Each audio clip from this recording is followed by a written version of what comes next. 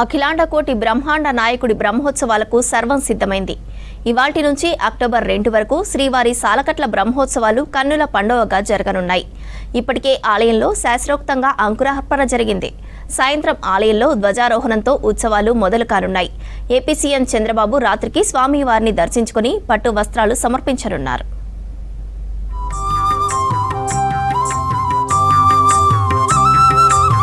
కలియుగ ప్రత్యక్ష దైవం, కోట్లాది మంది భక్తుల కొంగు బంగారం తిరుమల శ్రీనివాసుడి సాలకట్ల బ్రహ్మోత్సవాలకు అంతా సిద్ధమైంది. ఇలా వైకుంఠం దేవదేవుడిని ప్రతి ఒక్కరూ ఆలయంలో కన్నులారా చూసే భాగ్యం తక్కువగా ఉంటుంది.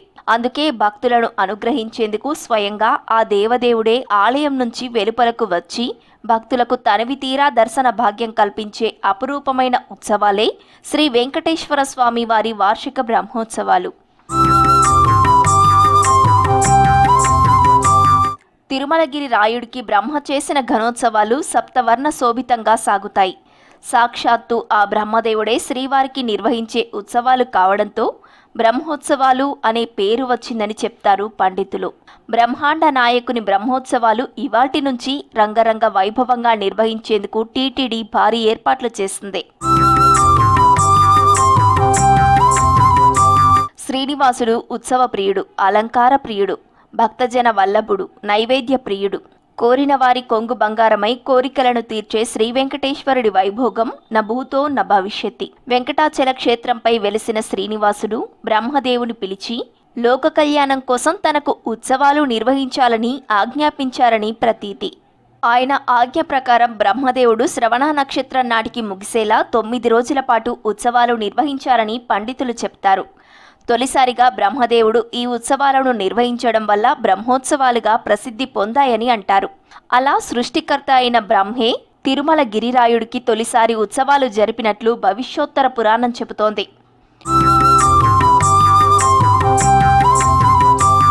మొక్కినంతనే వరాలిచ్చేవాడు, కోరినంతనే కోరికలు తీర్చేవాడు తిరుమల గిరివాసుడు. ఎవరినైతే క్షణకాలం దర్శించుకున్నా జన్మ ధన్యమైనట్లు భావిస్తామో, ఎవరి దర్శనంతో సకల పాపాలు హరించుకుపోతాయని నమ్ముతామో, ఆ అఖిలాండ కోటి బ్రహ్మాండ నాయకుడు దివ్యమంగళ స్వరూపుడై రకరకాల రూపాల్లో తనకిష్టమైన వాహనాలపై ఊరేగుతూ అభయాన్ని ప్రసాదిస్తాడు. వినరో భాగ్యము విష్ణు కథ అంటూ భక్తులు ఆ దేవదేవుడి సేవలో తరించిపోతుంటారు. శ్రీ వెంకటేశ్వరుడు, శ్రీనివాసుడు, తిరుమలేశుడు, ఆపద మొక్కులవాడు, అనాథ రక్షకుడు, సప్తగిరీషుడు, గోవిందుడు ఇలా అనేక పేర్లతో పిలిచే స్వామి భక్తుల పాలిట కల్పతరువు. అందుకే తిరుమలేశుని కోవెల నిత్య కళ్యాణం పచ్చతోరణంగా విరాజిల్లుతోంది. రోజుకు 70,000 మందికి పైగా భక్తులు దర్శించుకునే పుణ్యక్షేత్రం ఏదైనా ఉందా అంటే అది తిరుమలే. ఏడాదిలో 365 రోజులు ఈ క్షేత్రంలో రద్దీ కొనసాగుతూనే ఉంటుంది. దేశం నలుమూలల నుంచే కాకుండా విదేశాల నుంచి కూడా భక్తులు శ్రీవారి దర్శనం కోసం వేలాది కిలోమీటర్లు ప్రయాణించి కొండకు వస్తుంటారు.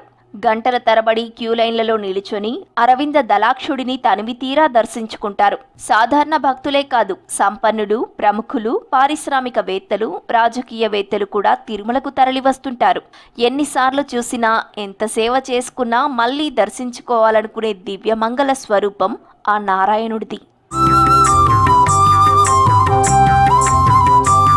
ఇక శ్రీవారి బ్రహ్మోత్సవాల్లో స్వామివారి వాహన సేవకు విశేష ప్రాధాన్యం ఉంది. స్వామివారు పెదశేష వాహనం, చినశేష వాహనం, హంసవాహనం, సింహవాహనం, ముత్యపు పందిరి వాహనం, కల్పవృక్ష వాహనం, సర్వభూపాల వాహనం, గరుడ వాహనం, హనుమంత వాహనం, గజవాహనం, సూర్యప్రభ వాహనం, చంద్రప్రభ వాహనం, అశ్వవాహనం ఇలా 9 రోజులు ఊరేగి భక్తులకు కనువిందు చేస్తాడు ఆ కోనేటి రాయుడు. మోహిని అవతారంలో మురిపించి దగదగలాడే స్వర్ణ రథంపై అనుగ్రహ కాంతులు వెదజల్లుతూ చెక్క రథంపై భక్తులను కటాక్షిస్తూ స్వామి మాడవీధుల్లో ఊరేగి అభయ ప్రదానం చేస్తారు.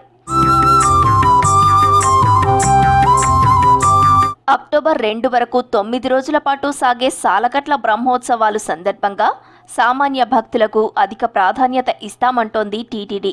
బ్రహ్మోత్సవాలు జరిగే 9 రోజుల పాటు ఆలయంలో ఆర్జిత సేవలు, వీఐపీ బ్రేక్ దర్శనాలు, ప్రత్యేక దర్శనాలను రద్దు చేసింది టీటీడీ.